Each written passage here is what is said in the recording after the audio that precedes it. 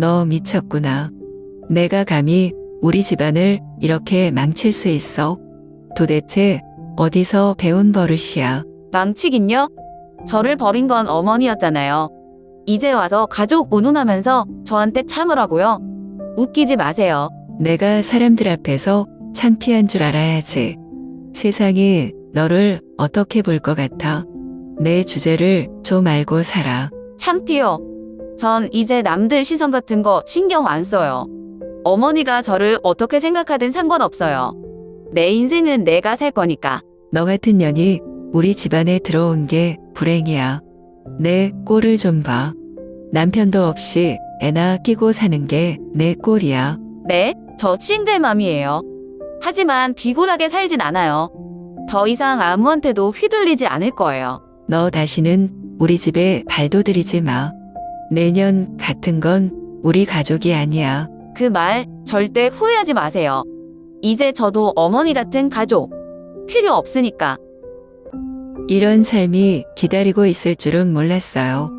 사랑만 있으면 충분할 줄 알았는데 남편이 떠나고 저는 혼자 남겨졌어요. 아들과 단둘이 버티는 것밖에 할 수 없었어요. 시댁은 저를 외면했고 주변의 시선은 차가웠어요. 그런데 이제 와서 저보고 또 포기하라고요? 저는 더 이상 남들의 기준대로 살지 않아요. 이게 저의 이야기입니다. 안녕하세요. 저는 지혜입니다. 올해 32살이고 부산에서 6살 된 아들 윤호와 단둘이 살고 있어요. 사람들은 가끔 저를 보면서 참 강한 엄마네요 라고 말해요. 하지만 저는 강한 사람이 아니라 버틸 수밖에 없었던 사람이에요. 부모가 된다는 건 원래 쉬운 일이 아니지만 혼자 부모가 된다는 건 더 힘든 일이더라고요. 부산의 겨울은 유난히 바람이 거세요. 올해도 어김없이 차가운 바람이 불어오는데 몇 년 전 이맘때를 떠올리면 아직도 가슴이 시려와요. 윤호를 품에 안고 처음으로 이 세상을 둘이서 살아가야 한다고 다짐했던 순간이 아직도 생생하거든요. 오늘은 제가 어떻게 혼자 아이를 키우게 되었는지, 그리고 그 과정에서 어떤 일들을 겪었는지 솔직하게 이야기해 보려고 해요. 제가 결혼한 건 24살 때였어요. 친구들보다 조금 이른 나이에 결혼을 선택한 이유는 단순했어요. 그 사람을 사랑했고 함께하는 미래가 너무나도 당연하다고 생각했거든요. 그때 남편은 29살이었고 IT 회사에서 일하는 평범한 직장인이었어요. 우리는 대학 시절 우연히 만나 3년 동안 연애를 했고 너무 사랑해서 결혼을 결정했어요. 부모님도 크게 반대하지 않았고 오히려 요즘 젊은 애들은 결혼 안 하려고 하는데 너희는 기특하다라며 응원해 주셨죠. 결혼 후 첫 1년은 정말 행복했어요. 남편과 저는 작은 원룸에서 시작했는데 퇴근 후 함께 장을 보고 주말이면 근처 해운대 바닷가를 걸으며 소소한 행복을 누렸어요. 돈은 많지 않았지만 사랑만 있다면 충분할 거라고 믿었어요. 그렇게 평범하게 살아가던 중 결혼 2년 차에 접어들면서 저는 임신을 하게 되었어요. 남편도 너무 기뻐했고 우리는 곧 태어날 아기를 위해 하나하나 준비해 나갔어요. 그런데 그 행복은 오래가지 않았어요. 임신 7개월 차가 되던 어느 날이었어요. 그날도 남편은 출근했고 저는 집에서 아기 용품을 정리하고 있었어요. 아기 옷을 개고 작은 신발을 보면서 이 아이가 태어나면 어떤 얼굴일까 상상하며 웃고 있었죠.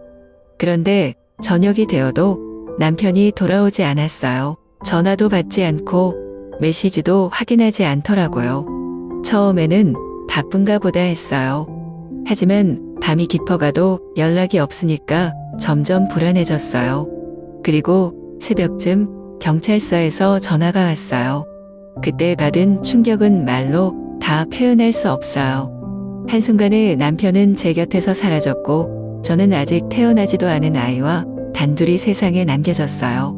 장례를 치르면서도 믿을 수가 없었어요. 뱃속에서는 여전히 아이가 움직이고 있는데 윤우가 태어나면 아빠라는 존재 없이 자라야 한다는 현실이 너무 가혹했어요. 남편이 떠난 후 저는 살아남기 위해 발버둥쳤어요. 출산을 앞둔 임산부였지만 슬퍼할 겨를도 없었어요. 당장 먹고 살 방법부터 찾아야 했거든요. 남편이 떠난 후 저는 완전히 무너졌어요. 하루하루가 버티는 것 자체가 고통이었고 숨을 쉬는 것조차 힘들었어요. 아이가 태어날 날이 다가오는데 저는 앞이 보이지 않았어요. 시댁은 처음에는 저를 걱정하는 듯 했지만 점점 연락이 줄어들더니 결국 저를 외면했어요. 남편이 없어진 이상 저와는 더 이상 가족이 아니라는 듯한 태도였어요. 장례식이 끝나고 한 달 정도 지나자마자 시어머니는 저에게 조용히 말했어요. 지혜야, 우리도 힘들어. 이제 각자 자리에서 살아가야 하지 않겠니? 그 말을 듣는 순간 저는 더 이상 기대할 곳이 없다는 걸 깨달았어요. 부모님도 크게 다르지 않았어요. 저는 원래 부모님의 기대를 받으며 자란 아이가 아니었거든요. 아버지는 늘 술에 취해 있었고 어머니는 묵묵히 그걸 감당하며 살아왔어요. 저는 어릴 때부터 가족의 따뜻함을 느껴본 적이 없었어요. 그래서일까요? 저는 결혼을 하면 따뜻한 가정을 꾸릴 수 있을 거라고 믿었어요. 하지만 현실은 제 뜻대로 흘러가지 않았어요. 윤우가 태어난 날 저는 출산실에서 혼자 눈물을 흘렸어요. 보통은 남편이 곁에 있어야 하는 순간이잖아요. 그런데 저는 혼자였어요. 출산 후 병실에서 윤우를 안고 한참을 바라봤어요. 너무 작고 여린 생명이었어요. 윤우야, 엄마가 널 꼭 지켜줄게. 그때 다짐했어요. 아무리 힘들어도 절대 포기하지 않겠다고. 하지만 그 다짐을 지키는 게 쉽지는 않았어요. 출산 후 몸이 완전히 회복되지도 않은 상태에서 저는 일을 구해야 했어요. 정부 지원금만으로는 생활이 어려웠고 아이에게 필요한 것들이 너무 많았어요. 결국 근처 카페에서 아르바이트를 시작했어요. 오전에는 윤우를 돌보고 오후에는 카페에서 일하다가 밤늦게 집에 돌아오는 생활이 반복됐어요. 어느 날 일이 늦게 끝나서 밤 11시가 넘어서야 집에 도착했어요. 문을 열었더니 윤우가 이모님 품에서 울고 있었어요. 이모님이 저를 보자 한숨을 쉬며 말했어요. 지혜야, 이렇게까지 해야 해? 이모, 나라도 안 하면 윤우는 누가 키워요? 그래도 좀 쉬면서 해. 이렇게 계속 가다가는 너 먼저 쓰러진다. 이모가 도와줄 거예요? 아니잖아요. 다들 말은 쉽죠. 힘들다고 하면 도와줄 것도 아니면서. 제가 예민하게 받아친 건 알았어요. 하지만 그때는 너무 지쳐서 누구의 말도 듣고 싶지 않았어요. 이모님은 한숨을 쉬더니 조용히 말했어요. 그래, 내 마음 이해한다. 하지만 너무 무리하지 마. 그렇게 말하고 이모님은 집으로 돌아갔어요. 그날 밤 윤우를 안고 울었어요. 윤우는 작은 손으로 제 얼굴을 만지면서 말했어요. 엄마, 울지 마. 그 말에 더 눈물이 났어요. 아이한테까지 이런 모습을 보이고 싶지 않았는데 도저히 감정을 참을 수가 없었어요. 어느 날 카페에서 일하다가 손님들에게 무시당한 적이 있었어요. 커피 왜 이렇게 늦게 나와요? 죄송합니다. 지금 바로 준비해 드릴게요. 하지만 손님은 계속 불평했어요. 이래서의 엄마들은 일하면 안 된다니까. 집에서 애나 보지 왜 여기서 일해? 그 말이 가슴에 비수가 되어 꽂혔어요. 하지만 저는 아무 말도 하지 못했어요. 왜냐하면 저한테는 이 일이 너무 소중했거든요. 이걸로 윤우 분유값을 사고 기저귀를 사야 했어요. 그날 퇴근 후 집에 와서 윤우를 안고 생각했어요. 나는 왜 이렇게까지 해야 할까? 왜 세상은 한부모 가정에게 이렇게 가혹할까? 하지만 답은 이미 알고 있었어요. 내가 버티지 않으면 윤우도 버틸 수 없다는 것. 이제는 그저 살아남는 게 목표가 되어버렸어요. 그렇게 몇 년이 흘렀어요. 윤우는 어느덧 6살이 되었고 저는 여전히 하루하루를 버티고 있어요. 하지만 가끔은 이런 생각이 들어요. 나는 잘하고 있는 걸까? 윤우는 행복할까? 나는 좋은 엄마일까? 아직도 답을 찾지 못했어요. 부산 남포동에 있는 작은 카페에서 일한 지도 벌써 2년이 넘었다. 처음에는 단순히 생활비를 벌기 위해 시작한 일이었지만 어느새 이곳은 내 일상이 되었다. 아침에는 윤우를 어린이집에 맡기고 점심부터 저녁까지 카페에서 일했다. 손님들의 커피를 내리고 테이블을 치우고 계산을 하다 보면 하루가 금방 지나갔다. 하지만 몸이 힘든 것보다도 매일 반복되는 외로움이 더 견디기 어려웠다. 그러던 어느 날부터 낯익은 손님 한 명이 눈에 들어오기 시작했다. 그는 항상 같은 자리, 창가 구석진 곳에 앉았다. 커피 한 잔과 함께 책을 펼쳐놓고 조용히 읽었다. 말이 없는 사람이었다. 다른 손님들처럼 큰 소리로 통화하는 일도 없었고 카페 직원들에게 불친절하게 대하는 일도 없었다. 그냥 조용히 책을 읽다가 커피를 다 마시면 일어나서 갔다. 나는 처음에는 신경 쓰지 않았다. 워낙 다양한 손님들이 오가는 곳이니까. 그런데 어느 날 퇴근 전에 테이블을 정리하다가 작은 종이 쪽지를 발견했다. 싱글맘으로 사는 게 쉽지 않을 텐데 잘하고 계신 것 같아요. 힘내세요. 옆에는 조그마한 슈크림빵이 함께 놓여 있었다. 순간 심장이 철렁 내려앉았다. 누가 남긴 걸까? 주변을 둘러보았지만 이미 가게 안에는 아무도 없었다. 처음에는 이상한 사람이 아닌가 싶어서 경계했다. 세상에는 별의별 사람들이 있으니까. 하지만 며칠 후 같은 자리에서 그가 조용히 책을 읽고 있는 걸 보고 깨달았다. 저 사람이었구나. 그날 이후로도 그는 변함없이 카페에 찾아왔다.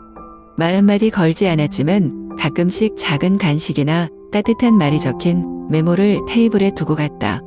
어느 날 내가 너무 피곤해서 멍하니 앉아있던 날이었다. 그날따라 손님이 많았고 윤우가 밤새 아파서 거의 잠을 못 잤던 터라 온몸이 무거웠다. 주문을 받고 계산을 하는데 손이 떨려서 동전을 바닥에 떨어뜨렸다. 나는 한숨을 쉬며 동전을 줍는데 누군가 조용히 도와줬다. 고개를 들었더니 민준이었다. 괜찮아요? 그때 처음으로 그의 목소리를 들었다. 나는 순간 당황해서 얼른 고개를 끄덕였다. 네, 괜찮아요. 고맙습니다. 민준은 가볍게 미소를 짓더니 계산을 마치고 자리로 돌아갔다. 나는 그를 보면서 문득 궁금해졌다. 저 사람은 왜 나한테 이런 관심을 보이는 걸까? 며칠 뒤 카페가 한산한 오후 시간이었다. 나는 카운터에서 음료를 만들고 있었고 민주는 여느 때처럼 창가 자리에서 책을 읽고 있었다. 손님도 거의 없었고 마침 쉬는 시간이어서 나는 용기를 내어 그에게 다가갔다. 저기요. 그가 고개를 들었다. 저번에 메모랑 빵 남기신 거 맞죠? 민주는 잠시 당황한 듯 했지만 이내 고개를 끄덕였다. 왜 그런 걸 저한테 주신 거예요? 그는 잠시 생각하더니 조용히 대답했다. 그냥 힘들어 보였어요.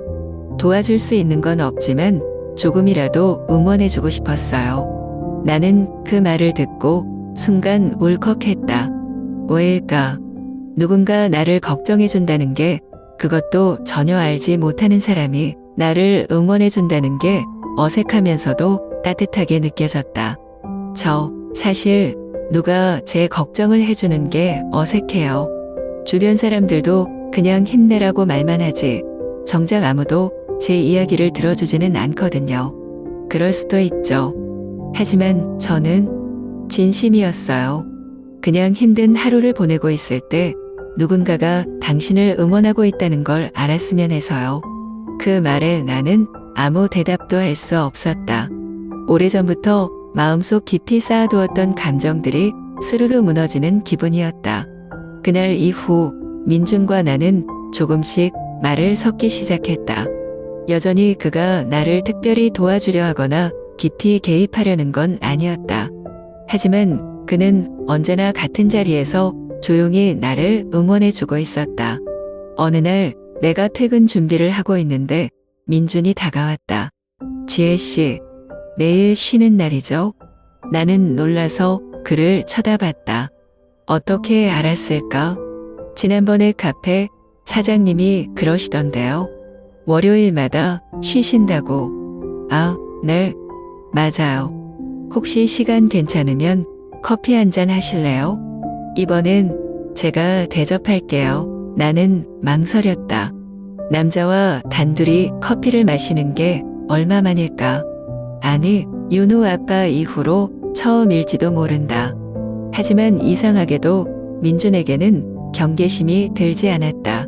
오히려 조금은 기대되는 마음도 있었다. 나는 조용히 대답했다. 네, 좋아요. 그렇게 내 일상에 작은 변화가 찾아오기 시작했다. 민준과 나는 점점 가까워졌다. 처음에는 단순한 카페 손님과 직원의 관계였지만 이제는 서로의 일상을 자연스럽게 공유하는 사이가 되었다. 그는 내 이야기를 조용히 들어주었고 나는 오랜만에 누군가에게 솔직한 내 모습을 보여줄 수 있었다. 특히 윤우를 대하는 민준의 모습은 내 마음을 더욱 흔들었다. 윤우가 처음 민준을 만났을 때 살짝 낯을 가렸지만 민준은 조급해하지 않고 천천히 다가갔다. 공원에서 윤우와 함께 뛰어놀아주고 장난감을 사주기보다는 같이 만들면서 시간을 보내주었다. 어느새 윤우는 민준을 보면 반갑게 인사하며 그의 손을 잡았다. 그렇게 나는 오랜만에 가족 같은 따뜻함을 느끼기 시작했다. 혼자 아이를 키우면서 항상 부족한 부모라는 생각이 들었지만 민준과 함께 있으면 그런 생각이 조금씩 사라졌다. 그날도 평범한 하루였다. 부산 해운대 근처의 작은 식당에서 저녁을 먹고 윤우를 데리고 시댁을 찾았다. 몇 년 동안 연락을 끊고 지냈지만 윤우가 할머니를 보고 싶어 했고 나도 더 이상 관계를 피하고 싶지 않았다. 집에 도착하자마자 시어머니는 예상치 못한 손님을 보고 당황한 표정을 지었다. 너 누구니? 민준도 어색한 듯 고개를 숙이며 인사했다. 안녕하세요. 저는 민준이라고 합니다. 그런데 시어머니의 얼굴이 점점 창백해졌다. 민준, 너 내 부모님 성함이 뭐라고 했니? 그 순간 이상한 기운이 감돌았다. 나는 시어머니의 표정을 보고 뭔가 잘못했다는 걸 직감했다. 민준은 갑작스러운 질문에 당황했지만 조용히 대답했다. 어머니 성함은 박정숙, 아버지는. 그가 아버지의 이름을 말하는 순간 시어머니는 손을 떨며 의자에 털썩 주저앉았다. 어떻게 이렇게 될 수가 있어? 나도 깜짝 놀라 시어머니를 바라보았다. 어머니, 무슨 말씀이세요? 하지만 시어머니는 대답하지 못하고 눈물만 흘렸다. 민준이 조심스럽게 다시 물었다. 혹시 저희 아버지를 아세요? 그 순간 시어머니는 떨리는 목소리로 말했다. 내 아버지가 우리 가족이었다. 순간 모든 것이 멈춘 것 같았다. 나는 믿을 수 없다는 듯 민준을 바라보았고 민준 역시 충격을 받은 듯 얼굴이 하얗게 질려 있었다. 무슨 말씀이세요? 내 아버지는 내 큰아들이야. 그 한마디에 모든 것이 무너졌다. 나는 숨이 막혀왔고 민준은 한동안 아무 말도 하지 못했다. 윤우는 그런 우리를 보며 무슨 일이냐고 물었지만 나는 대답할 수가 없었다. 민준이 떨리는 목소리로 말했다. 그럼 지혜 씨는 너한테는 작은 올케가 되는 거야. 그 말을 듣는 순간 나는 자리에서 일어나 버렸다. 이게 무슨 말이에요? 장난이라도 이런 장난하지 마세요. 나도 믿고 싶지 않다. 하지만 사실이야. 민준은 손으로 이마를 감싸 쥐고 깊이 한숨을 쉬었다. 나도 마찬가지였다. 나는 정신없이 밖으로 나왔다. 바닷바람이 차갑게 불어왔지만 그 차가움조차 느낄 여유가 없었다. 민준이 나를 따라 나왔다. 지혜 씨. 나는 눈을 감고 고개를 저었다. 아니야. 이건 말도 안 돼. 나도 그래. 믿을 수 없어. 하지만 우리 어떻게 해야 해? 나는 민준을 바라보았다. 몇 개월 동안 쌓아온 모든 감정들이, 우리가 함께 나누었던 따뜻한 순간들이 한순간에 무너지는 기분이었다. 민준은 조용히 말했다. 우리 조금만 생각할 시간을 가지자. 민준과 우리는 서로를 향한 마음이 분명했지만 현실은 우리를 가만두지 않았다. 가족들은 물론이고 주변 사람들까지도 우리의 관계를 인정할 수 없다고 했다. 시어머니는 강하게 반대했다. 절대 안 돼. 이건 가족을 배신하는 거야. 배신이야뇨? 저도 제 인생이 있잖아요. 내가 아무리 그렇게 말해도 이건 도리가 아니야. 너희는 가족이야. 피가 섞였든 아니든 이건 있을 수 없는 일이야. 그 말을 듣는 순간 내 안에서 무언가 확 무너졌다. 가족이란 이유로, 도리란 이유로 나는 또다시 희생해야 하는 걸까? 나는 천천히 숨을 들이마셨다. 그리고 조용히 말했다. 어머니는 처음부터 저를 가족이라고 생각한 적 있으세요? 그게 무슨 말이야? 남편이 떠났을 때 저와 윤우를 버린 건 어머니였어요. 그때는 우리가 가족이 아니었죠. 그런데 이제 와서 가족 운운하면서 저한테 뭐가 옳고 그른지 말씀하시는 게 너무 아이러니하지 않나요? 시어머니는 아무 말도 하지 못했다. 하지만 나는 멈추지 않았다. 어머니는 제가 어떻게 살았는지 아세요? 남편 없는 여자라고 손가락질 받으면서도 아들 하나 지키겠다고 죽을 힘을 다해 살아왔어요. 이제 와서 또다시 저보고 희생하라고요? 왜요? 누구를 위해서요? 내 말에 어머니는 한숨을 쉬며 고개를 숙였다. 하지만 여전히 단호한 표정이었다. 그래도 안 된다. 그건 사회가 받아들이지 않아. 나는 웃음이 나왔다. 사회요? 어머니, 제가 사회를 위해 사나요? 저는 제 인생을 살 거예요. 그날 나는 시댁을 나왔다. 뒤에서 시어머니가 부르는 소리가 들렸지만 돌아보지 않았다.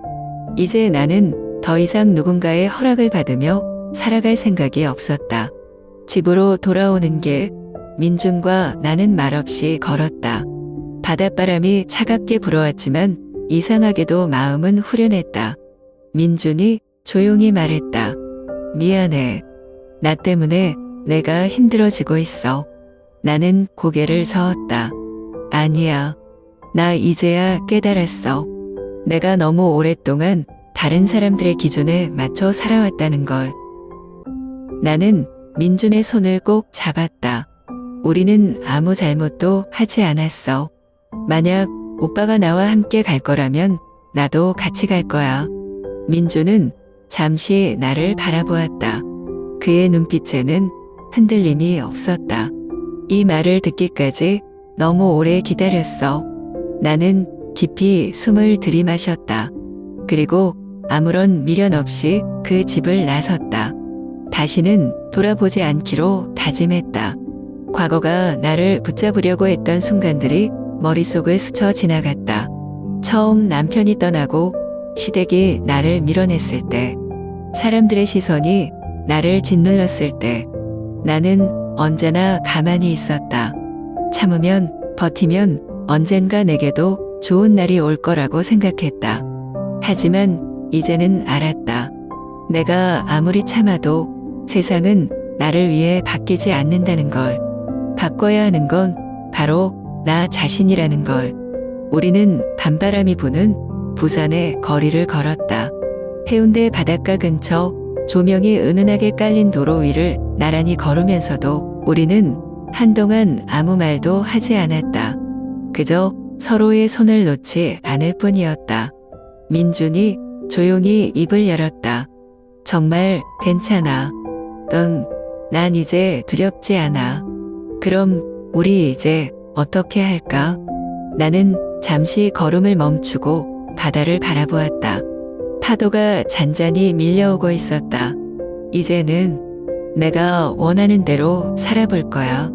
민주는 내 얼굴을 가만히 바라보다가 작은 미소를 지었다.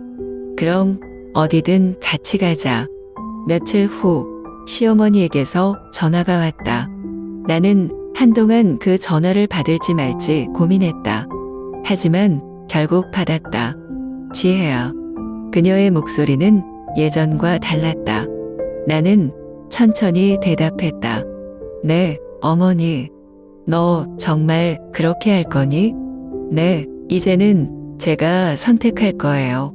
윤우 생각은 안 하니? 내가 그렇게 하면 아이가 나중에 뭐라고 생각하겠어?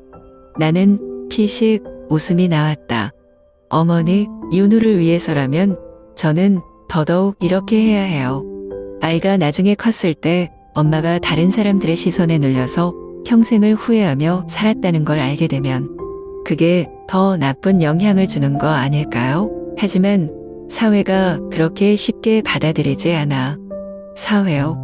어머니, 저는 제 인생을 사회를 위해 살지 않아요. 이제는 제 선택을 존중해 주세요. 전화기 너머로 한숨 소리가 들렸다. 내가 그렇게까지 말하면 나도 더 이상 막을 순 없겠지. 감사합니다, 어머니. 그렇게 나는 마지막으로 시어머니와의 갈등을 마무리했다. 그 후로 나는 민준과 함께 새로운 삶을 준비하기 시작했다. 물론 여전히 불안한 순간들이 있었다. 앞으로 우리가 어떤 어려움을 겪을지 모른다. 하지만 나는 이제 알고 있다. 중요한 건 남들이 뭐라고 하느냐가 아니라 내가 무엇을 선택하느냐는 것이다.